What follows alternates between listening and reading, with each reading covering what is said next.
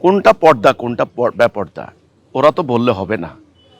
এর একটা মানদণ্ড আছে, একটা স্ট্যান্ডার্ড আছে, একটা নীতিমালা আছে। এটা আল্লাহ তার কোরআনে দিয়েছেন। আমরা কোরআনকে ফলো করছি। আমরা কোরআনের যে নীতিমালা, পর্দার হিজাবের যে নীতিমালা, আমরা অক্ষর অক্ষরে অনুসরণ করছি। আমাদের মেয়েদের মুখ দেখা যায়, চেহারা দেখা যায়। এই তো কোরআনের ওই পর্দার যে আয়াতটা, ইল্লা মা জাহারা মিনহা, আলেমরা বলুক, বুকে হাত দিয়া বলুক, সেখানে যে কথাটা আছে নিশ্চয়ই, যেটা সাধারণত প্রকাশমান তাহা ব্যতীত।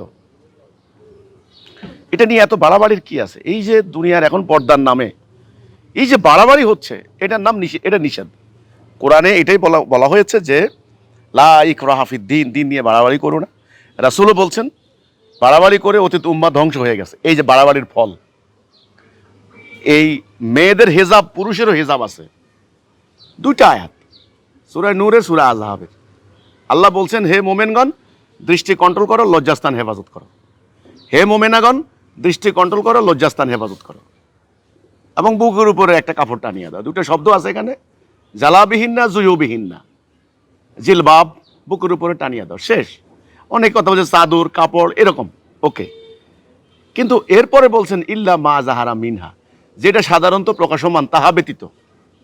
তাহলে সাধারণত প্রকাশমান কি?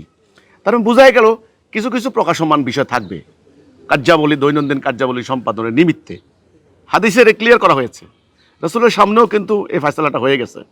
তিনি বলছেন মুখমণ্ডল, হাতের পাতা, পায়ের পাতা। এবং এই যে হাদিসের উপরে ভিত্তি করে এই যে হেদায়া গ্রন্থ, যেটা ফেকার ফকিদের লেখা, ওরা যেটা কামিল ক্লাসে পড়ায়, সেখানে পরিষ্কার বলা আছে হাতের মুখমণ্ডল, হাতের পাতা, পায়ের পাতা ওপেন থাকবে। তাহলে এরপরে তারা কেন বাড়াবাড়ি করছে আমি জানি না। এখানে বেপর্দা কোথায়? হিজবুতদের কোন মেয়েরা বেপর্দায় আমি বুঝতে পারি। এখন তারা একটা আমদানি করছে, একটা ডিজাইন, এটা বাড়াবাড়ি করে তারা একটা ডিজাইন তৈরি করেছে যে একেবারে আপাদমস্তক প্রচণ্ড গরমের মধ্যেও হাত মোজা, পা মোজা ঢেকে রাখেন, এটার নাম দিছে পর্দা। এটা তো ভাই ইসলামের হেজাব নীতি না। কেউ যদি অতিরিক্ত তাকওয়ার নিদর্শন হিসেবে এগুলো করে, তার আমাদের কিছু বলার নাই সেখানে, ওকে। 90 বছরের বুড়ি, ওনার ব্যাপারে কোরআন ছাড় দিয়েছে। কোরআন বলতেছে আপনার দরকার নেই, আপনার কোনো মানে যৌন কামনা রহিত, অনুবাদ এভাবে করছেন। তাহলে আপনারা সেই বুড়ির হাত মোজা, পা মোজা, আপনার একেবারে আপাদমস্ত কালো বোরকা দিয়ে 3 জনে ধরে ধরে নেয় মূর্তির মতো। এগুলো কি বাড়াবাড়ি নয় কি? এগুলো তো বাড়াবাড়ি। আমার কথা হচ্ছে এখানে এই বাড়াবাড়ি নিষিদ্ধ। বাড়াবাড়ি মানে কি বেশি আমল করো না, ঘটনা সেটা না।